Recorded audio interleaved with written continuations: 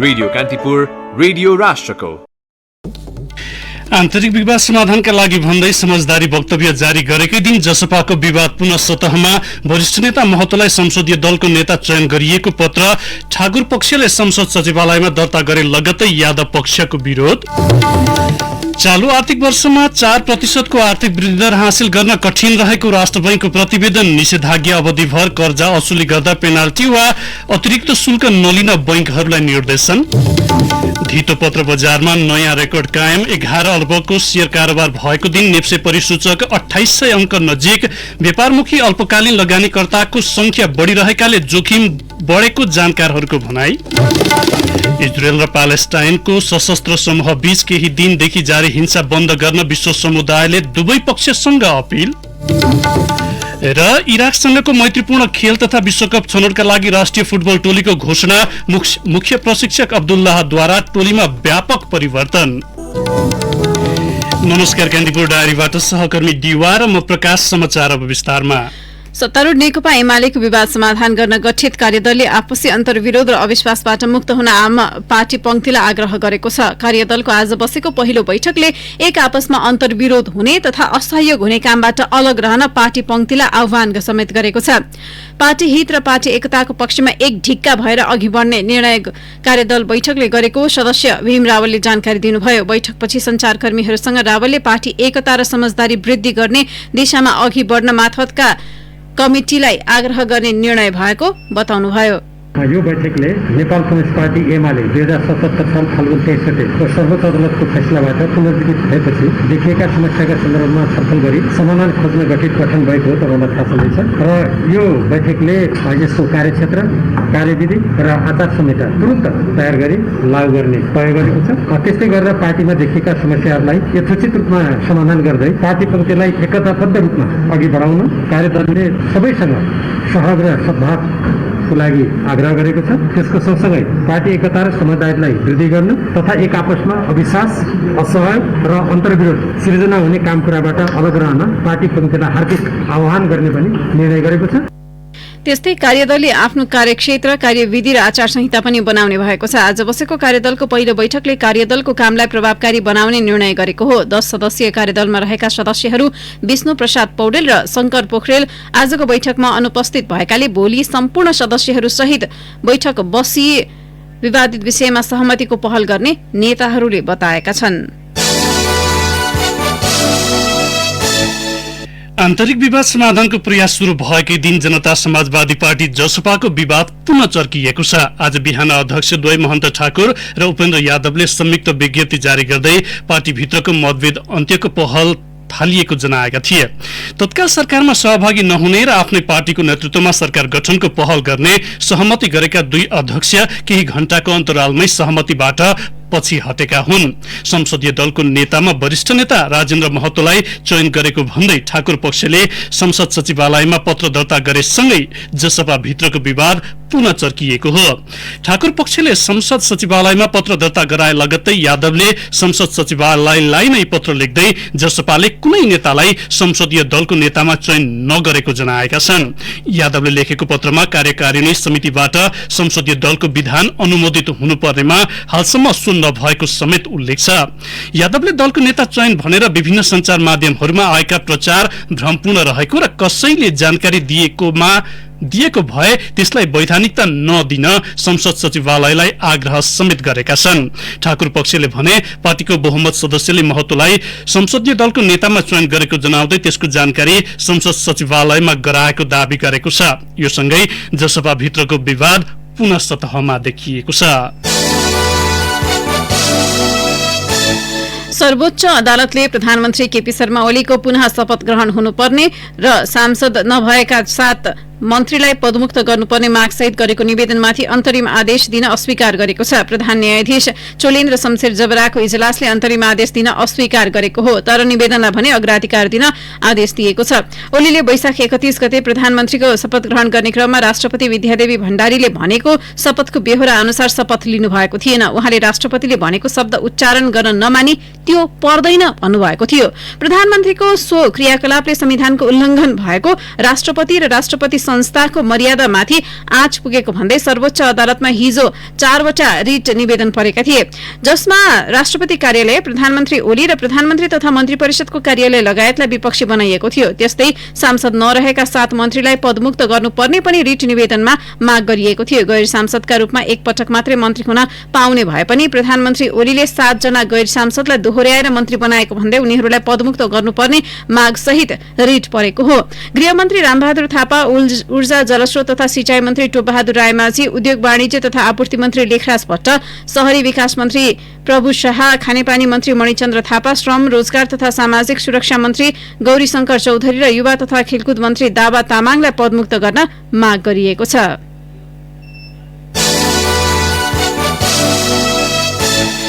मुलुकभर corona संक्रमित थप 196 जनाको मृत्यु भएको छ। यो सँगै संक्रमणका कारण ज्यान गुमाउनेको संख्या 5411 पुगेको छ। त्यस्तै 24 घण्टाको अवधिमा 8203 जना संक्रमित थपिएको स्वास्थ्य तथा जनसंख्या मन्त्रालयले जनाएको छ।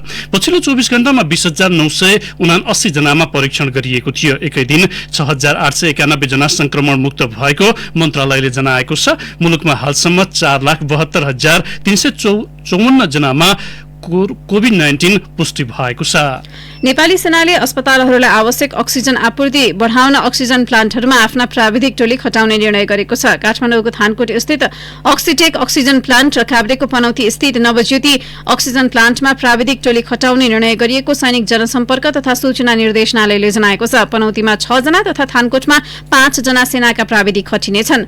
अक्सिजन सिलिण्डरको ढुवानी तथा अक्सिजन उत्पादन केन्द्रहरूमा सुरक्षाका लागि समेत सैनिक खटाउने निर्णय भएको छ। अक्सिजन पुर्याउन कोभिड-19 व्यवस्थापन तथा सञ्चालन केन्द्र सीसीएमसी र स्वास्थ्य मन्त्रालयको समन्वयमा हवाई तथा सड़क सवारीको प्रयोग गर्ने गरिरहेको सेनाले जनाएको छ।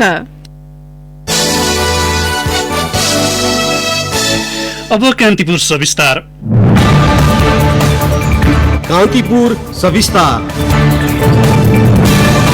कोभिड-19 संक्रमणको बढ्दो ग्राफले अर्थतन्त्र नकारात्मक हुने आशंकालाई गलत साबित गर्दै शेयर बजारमा भने उछाल आएको छ। कोरोनाका कारण लगाइएको निषेधाज्ञा लगायत कारण लगानीका अन्य क्षेत्र प्रभावित भए पनि सानादेखि ठूला लगानीकर्ताले समेत लगानी बढाउँदै गएपछि धितोपत्र बजारले नयाँ रेकर्ड कायम गरेको छ। आज मात्र 11 अर्ब 35 करोड 93,60,000 रुपैयाँ बराबरको शेयर कारोबार भएको छ। यो कारोबार रकम हालसम्मकै उच्च हो। यस्तै नेप्से परिसूचक 34.68 अङ्कले बढेर 2793.89 अङ्कमा पुगेको छ। धितोपत्रको आकार बढ्नु सुखद भए पनि कम्पनीको वित्तीय विवरण विश्लेषण गरी लगानी गर्ने भन्दा पनि व्यापारमुखी अल्पकालीन लगानीकर्ताको संख्या बढ़िरहेकाले जोखिम पनि बढेको छ। धितोपत्र बजारमा उल्लेख्य सुधार आए पनि बजारको अध्ययन गर्दा दीर्घकालीन प्रतिफल सुनिश्चित गर्ने किसिमका राम्रो वित्तीय अवस्था भएका कम्पनीहरूमा लगानी भने तुलनात्मक रूपमा कमै छ। नीतिगत सुधार, अनलाइन ट्रेडिङमा भएको वृद्धि, न्यून ब्याज दर, रेमिटेन्समा भएको वृद्धि लगायतले धितोपत्र बजारमा सुधार आएको नेपाल इन्भेस्टर्स फोरमका अध्यक्ष छोटेलाल रोनियार बताउँछन्। पैसा छ, तरलता धेरै छ, विकासको खर्चहरू हुनु बाँकी छ, रेमिटेन्स धेरै आइरहेछन् र अन्त लगानी गर्ने सम्भावना छैन कोभिडको कारणले। उसकारणले पुँजी बजारले एकदम फाइदा पुगेको हो ब्याज रेटले गर्दा। दोस्रो नम्बरमा अनलाइनको धेरै सुधार भयो। त्यसपछि यो नियामकहरूले यो 1 वर्षभित्र धेरै सुधारको कार्यक्रमहरू गरे। जस्तै अर्थ मन्त्रालयले 5% क्यापिटल गेन ट्याक्स, पुँजीगत लाभको 5% फाइनल भनेर एउटा निकाल्दियो। त्यसपछि राष्ट्र बैंकले 65% मार्जिन लेन्डिङले सक्रिय गरिदियो। अनि वेटेड एभरेज हरेक मूल्य 180 दिन बैंक बाँझे शेयर राख्दाखेरि 180 दिनको क्यालकुलेट गर्थ्यो उसले। अहिले चाहिँ 120 दिनको क्यालकुलेट गरेर लोन हामीलाई दिन्छ। त्यसपछि सेलुनले कियाकिले भित्रिया हैन मार्केट मेकरको रूपमा यो पनि धेरै राम्रो हो। लगानीको सीमित क्षेत्र भएको र त्यसमा पनि वैकल्पिक क्षेत्र प्रभावित भएपछि बजारमा ससाना र अल्पकालीन लगानीकर्ता धेरै छन्। बजारमा भर्खरै सूचीकृत भएका कम्पनीहरूमा उनीहरूको आकर्षण बढेको छ।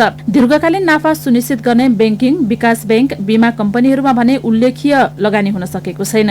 साना लगानीकर्ताले कम्पनीको विश्लेषण कम गर्छन्। बजार बढेको देखेर जुन कम्पनीको शेयर पाए त्यही किन्ने गरेका कारण वित्तीय विवरण कमजोर वा मध्यम रहेका कम्पनीहरू पनि उनीहरूको रोजाइमा परेको देखिन्छ।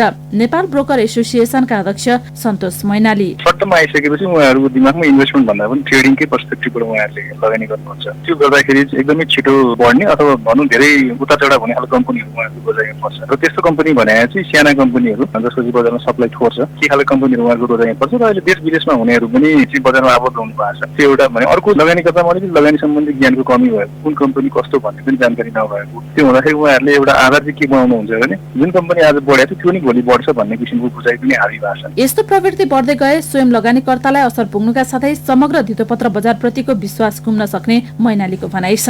कुनै न कुनै बिन्दुमा गएर फन्डामेन्टली जस्टिफाई नभएका कम्पनीहरूमा मात्रै लाग्ने हो भने त्यसले चाहिँ भोलि अप्ठ्यारो परिस्थिति सिर्जना गर्छ इन्भेस्टरहरूलाई र इन्भेस्टरहरूलाई अप्ठ्यारो परिस्थिति सिर्जना गरिसकेपछि बजारप्रतिको विश्वासमा कमी हुने र समग्र बजारकै वृद्धिलाई पनि त्यसले असर गर्छ। त्यसले गर्दा अलिकति लगानीकर्ता आफै पनि सचेत हुनुपर्ने, जान्ने बुझ्ने, कोहीसँग सोध्ने होइन, आफूले पनि अध्ययन गर्न खोज्ने। लगानीकर्ताले त्यो गर्नु पर्यो भने नियामक निकाय, बजार सञ्चालक लगायत हामी धितोपत्र दलाल व्यवसायले पनि त्यसमा केही भूमिका खेल्नु पर्ने हुन्छ। कोभिडले लगानीका अन्य क्षेत्र प्रभावित भएपछि बैंक तथा वित्तीय संस्थाले पनि शेयर बजारमा आक्रामक रूपमा कर्जा विस्तार गरेका छन्। चालु आर्थिक वर्षको 9 महिनामै 41.5 अर्ब प्रवाह भएपछि शेयर कर्जाको आकार 1 खर्ब नजिक पुगेको छ। सबै अवस्था अनुकूल भएकाले शेयर बजार थप बढ्न सक्ने आंकलन समेत हुन थालेको छ। यस्तो अवस्थामा लगानी गर्ने अधिकार नितान्त लगानीकर्तामै भए पनि पर्याप्त ज्ञान हासिल गर्नु आवश्यक छ। नियामक निकाय धितोपत्र बोर्ड पनि कम्पनीको वित्तीय विवरण हेरेर मात्र लगानी गर्न आग्रह गर्दछ। बोर्डका प्रवक्ता निरज गिरी बजारको उचाइ अथवा भन्न बढ्यो अथवा धेरै कारोबार भयो भन्ने मात्र होइन कि त्यसको अतिरिक्त मुटु भनेको त्यसको अर्थतन्त्र, त्यसपछि गएर स्वीकृत कम्पनीको वित्तीय अवस्था, उसले दिइरहेका वित्तीय इन्फर्मेसनहरू ती कुराहरू हो। त्यसले गर्दाखेरि चाहिँ हामीले भनौँ न अब बजार बढ्नु राम्रो कुरो हो होइन, तर हामीले भनौँ न जहिले पनि लगानीकर्ताहरूलाई अझै विशेष यस्तो अवस्थामा अझै सजग भएर सचेत भएर चाहिँ लगानी गर्नुहोस् भनेर चाहिँ हामी त्यो सन्देश चाहिँ दिन चाहन्छौँ। दीर्घकालीन हेर्नेहरूले त आफ्नो केही न केही स्ट्राटेजीहरू पक्कै पनि बनाएको हुनुहुन्छ होइन, त्यसैले पनि हामीले त भनौँ न जुन कम्पनीको रियल इन्फर्मेसन टाइमली गएको छ कि छैन भनेर चाहिँ हामीले के आज रेगुलेटर त्यो इन्स्योर गर्ने हो है। धितोपत्र बजार बढ्नु समग्रमा सुखद भए पनि दीर्घकालीन प्रभाव पनि मूल्याङ्कन गर्नु जरुरी छ। अहिले लगानीका अन्य क्षेत्र नरहेकाले बैंक तथा वित्तीय संस्थाले यसतर्फ लगानी गरे पनि अवस्था सामान्य बनेपछि क्रमशः हात झिक्ने निश्चित छ। राजनीतिक अन्यलता, तरलताको कमी, सहज कर्जा प्राप्तिको सीमित सम्भावना र निषेधाज्ञा लम्बिँदै जाँदा सूचीकृत कम्पनीको आमदानी खुम्चिने प्रचुर जोखिमका बीच धितोपत्र बजारको वर्तमान अवस्था टिकाउ हुने सम्भावना न्यून छ। यसकारण बजारको सतही अवस्था हेरेर भन्दा पनि आधारभूत औचित्य मूल्याङ्कन गरी लगानी गरे स्वयं लगानीकर्ताको प्रतिफल सुनिश्चित हुनुका साथै पुँजी बजारको स्थायित्वमा मद्दत पुग्छ। रेडियो कान्तिपुरका लागि प्रतीक्षा खनाल। कान्तिपुर सविस्तार। कान्तिपुर सविस्तारपछि कान्तिपुर डायरीमा अब ब्रेकको पालो। ब्रेकपछि अब बाँकी प्रसंग। बैंक तथा वित्तीय संस्थाहरूले निषेधाज्ञा अवधिभर ग्राहकहरूबाट कर्जा असुली गर्दा पेनाल्टी वा अतिरिक्त शुल्क लिन नपाउने भएका छन्। नेपाल राष्ट्र बैंकले चालू आर्थिक वर्षको मौद्रिक नीतिको तेस्रो त्रैमासिक समीक्षा गर्दै निषेधाज्ञा भर र सो अवधि समाप्त भएको 1 महिनासम्म कुनै प्रकारको असुली र लिलामी सम्बन्धी सूचना जारी गर्न नपाउने व्यवस्था मिलाएको हो। यस्तै निषेधाज्ञाको अवधिमा कर्जाको किस्ता वा ब्याज भुक्तानी गर्ने ग्राहकलाई छुट दिन बैंक तथा वित्तीय संस्थाहरूलाई प्रोत्साहित गरिने तथा समीक्षामा उल्लेख छ। अघिल्लो वर्ष लकडाउनको समयमा 10% छुटको व्यवस्था गरिए पनि यसपालि भने छुटको घोषणा भने गरिएको छैन। यस्तै लिक्विड अक्सिजन प्लान्ट वा अक्सिजन प्लान्ट स्थापना गर्ने उद्योगले बैंकहरूको आधार दरमा नै ऋण पाउने भएका छन्। हाल सञ्चालनमा रहेका स्वास्थ्य सेवा प्रदायक संस्था, अस्पताल र उद्योगहरूलाई लिक्विड अक्सिजन प्लान्ट स्थापनाको लागि 50 करोडसम्म तथा अक्सिजन प्लान्ट स्थापनाका लागि 20 करोडसम्मको कर्जालाई 1 वर्षको विशेष पुनर्कर्जा उपलब्ध गराउने निर्णय पनि केन्द्रीय बैंकले गरेको छ। यस्तै बैंक तथा वित्तीय संस्थाहरूले ऋणसँगै निक्षेपको ब्याज दर परिवर्तन हुँदा ग्राहकलाई विद्युतीय माध्यमबाट तत्काल जानकारी दिनुपर्ने केन्द्रीय बैंकले जनाएको छ। सर्वोच्च अदालतले अस्पताल र स्वास्थ्य संस्थाहरूमा बेडको अभाव भएमा अस्थायी अस्पतालको वैकल्पिक व्यवस्था गर्न सरकारका नाममा आदेश जारी गरेको छ। अधिवक्ता कृतिनाथ शर्मा पौडेलले दर्ता गरेको रिट निवेदनमाथि सुनवाई गर्दै न्यायाधीश दीपक कुमार कार्कीको इजलासले खाली ठाउँ र भवनमा अस्थायी अस्पताल उपचार केन्द्र बनाई संक्रमितको उपचार गर्न आदेश दिएको हो। सर्वोच्च अदालतले यस्ता उपचार केन्द्रमा चिकित्सक र स्वास्थ्य कर्मीको व्यवस्था गरी प्रभावकारी उपचार गर्नु भनी सरकारका नाममा आदेश दिएको हो। स्वास्थ्य विज्ञहरूको सल्लाह सुझाव अनुसार छुट्टै संयन्त्र बनाई कोरोना नियन्त्रण रोकथामका लागि व्यवस्था गर्न पनि सर्वोच्चले आदेश दिएको छ। त्यसैगरी खोपको आपूर्ति गरी खोप अभियान सञ्चालन गर्न पनि आदेश गरेको छ। क्वारेन्टाइन होम आइसोलेसनलाई थप प्रभावकारी बनाउन पनि सर्वोच्चले आदेश गरेको छ। नेपाल मेडिकल काउन्सिलले सीमित स्वास्थ्य सामग्रीको अधिकतम उपयोग गर्न कोभिड-19 विरुद्धको उपचारमा खटिएका चिकित्सकहरूलाई आग्रह गरेको छ। काउन्सिलले चिकित्सकहरूका लागि जारी गरेको मापदण्डमा आवश्यक परे मात्रै औषधिको प्रयोग गर्न सुझाव दिएको छ। अक्सिजनको लेभल सामान्य व्यक्तिलाई 90 र फोक्सो सम्बन्धी समस्या भएकालाई 88% भन्दा कम भए मात्रै अक्सिजन दिन सुझाव दिइएको छ। मेडिकल काउन्सिलले कोभिड-19 को उपचार भइरहेको अस्पतालमा प्लाज्मा थेरापी नगर्न सुझाएको छ। यस्तै कोभिड-19 का कुनै पनि लक्षण भएका सामान्य अवस्थाका बिरामीलाई प्लाज्मा थेरापी दिनु नपर्ने सिफारिस गरिएको छ। मेडिकल काउन्सिलका उपाध्यक्ष डाक्टर नारायण विक्रम थापाले रेमडेसिभिर लगायत कैयौं औषधि बिरामीलाई दिनुपर्ने चिकित्सकहरूले लेखिदिए पनि त्यसको विकल्पबारे पनि सुझाव दिनुपर्ने बताउनुभयो। काउन्सिल र मन्त्रालयले काठमाडौँसहित मुलुकभरमा अस्पतालमा कस्ता औषधि सुझाइएको छ भन्नेबारे अनुसन्धान गर्ने डाक्टर थापाको भनाइ छ। राष्ट्रिय सभाको रिक्त पदमा बिहिबार हुने उपनिर्वाचनको मौन अवधि शुरू भएको भन्दै निर्वाचन आयोगले त्यसको पालना गर्न राजनैतिक दल तथा उम्मेद्वारको ध्यानकर्षण गराएको छ। बिहिबार हुने निर्वाचनका लागि गैराती 12 बजेबाट मौन अवधि शुरू भएको जनाउँदै आयोगले यो अवधिमा प्रचार प्रसार तथा मत माग्ने कार्य नगर्न तथा निर्वाचन सामग्री तथा चिन्हको प्रयोग नगर्न सचेत गराएको हो। आयोगले आज विज्ञप्ति जारी गर्दै मौन अवधिको आचरण पालना गर्न सम्बद्ध सबैमा आग्रह समेत गरेको छ। त्यस्तै आयोगले मतदाता परिचय पत्र तथा नेपाली नागरिकताको प्रमाणपत्र हेरी मतदाता नावलीको नामसँग भिडाएर मात्र मतदान गर्न पाउने व्यवस्था मिलाउन निर्वाचन अधिकृतहरूलाई निर्देशन समेत दिएको छ। अब केही समाचार संक्षेपमा। चीनको बेजिङबाट आज पनि अक्सिजन सिलिन्डर सहित अत्यावश्यकीय स्वास्थ्य सामग्री नेपाल ल्याइएको छ। लुम्बिनी प्रदेशका 7 सहित मुलुकभर 12 जिल्लामा अक्सिजन पाइपलाइन र प्लान्ट स्थापना गर्न स्रोत सुनिश्चित गरिएको छ। अर्थ मन्त्रालयले स्वास्थ्य तथा जनसंख्या मन्त्रालयलाई स्रोत सुनिश्चितताको पत्र पठाएको हो। जंगली हात्तीको आक्रमणबाट झापाको मेचीनगर नगरपालिका 9 का श्याम राईको मृत्यु भएको छ। स्थानीय मागुरमारी सामुदायिक वन क्षेत्रबाट आएको हात्तीलाई धपाउने क्रममा 45 वर्षीय राईको मृत्यु भएको हो। र दुर्घटनामा घाइते भएका बिरामीको उपचारमा ढिलाइ गरेको भन्दै 2 युवाले मोरङको विराट शिक्षण अस्पतालका चिकित्सक तथा स्वास्थ्यकर्मीमाथि कुटपिट गरेका छन्। अस्पतालको आकस्मिक कक्षमा खटिएका चिकित्सक डाक्टर सुदीप रेग्मी र हेल्थ असिस्टेन्ट निर्दोष बस्नेतलाई कुटपिट गर्ने बुढीगंगा गाउँपालिका 2 का 28 वर्षीय निश्चल श्रेष्ठ 25 वर्षीय निमेश श्रेष्ठलाई प्रहरीले नियन्त्रणमा लिएको छ।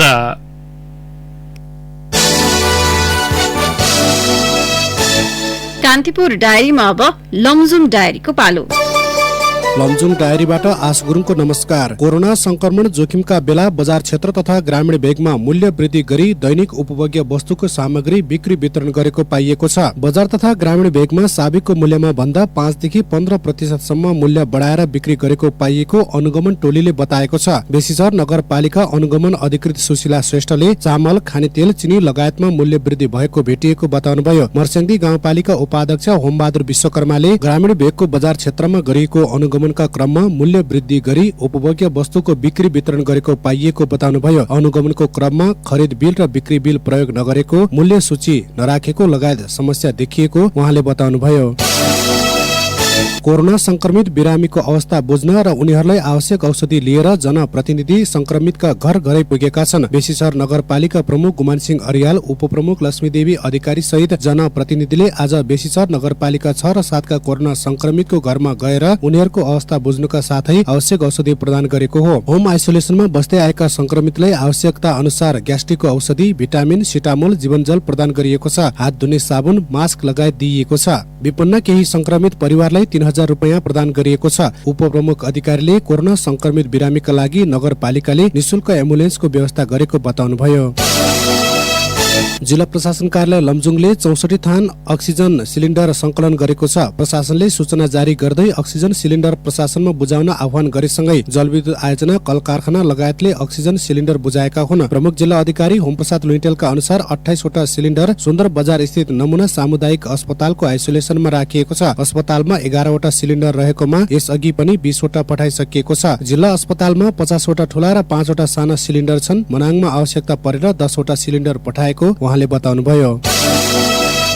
बेसीसर नगरपालिका 2 नरुवल मगर गाउँका बासिन्दाले सामूहिक रूपमा सुँगुर पालेका छन्। गाउँका 18 जना मिलेर 8 रोपनी जग्गा भाडामा लिई व्यावसायिक रूपमा सुँगुर पालेका हुन्। 7 माउ र एउटा ब्याड बोकाबाट सुँगुर पालन थालेका स्थानीयले यही मङ्सिर पुसको समयमा मात्रै 5,000 रुपियाँका दरले 46 वटा पाठापाठी बिक्री गरेका छन्। अहिले 16 वटा पाठापाठी बिक्रीका लागि तयारी अवस्थामा छ। माउ 10 वटा र बोका 11 वटा रहेको स्थानीय सुनिता आलेले बताउनुभयो। सुँगुर पालन समूहका अध्यक्ष एम बहादुर आलेका अनुसार गण्डकी प्रदेश सरकारको 12,50,000 रुपियाँ अनुदान र स्थानीय 18 जनाले जनही 50,000 रुपियाँका दरले रकम संकलन गरेर सुँगुर पालन गरेका हुन्।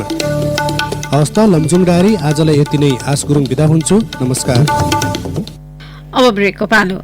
केन्द्रीय डायरीमा अब आर्थिक प्रसङ्ग। चालु आर्थिक वर्षमा 4% को आर्थिक वृद्धि दर हासिल गर्न कठिन देखिएको राष्ट्र बैंकले जनाएको छ।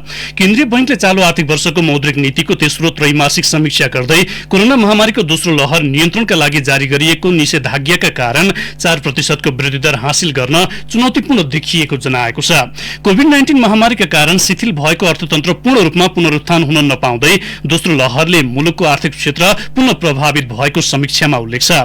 चैत्रसम्म विप्रेषण आप्रवाह सन्तोषजनक रहे पनि 1 वर्ष भन्दा बढी समयसम्म वैदेशिक रोजगारीमा जाने नेपालीको संख्या नबढेकाले रेमिटेन्स आय प्रभावित हुने केन्द्रीय बैंकको ठहर छ। सुधानान्तर बचतमा कमी हुन सक्ने सम्भावना रहे पनि असार मसान्तसम्म विदेशी विनिमय सञ्चित भने लक्षित तह भन्दा माथि नै रहने उल्लेख गरिएको छ।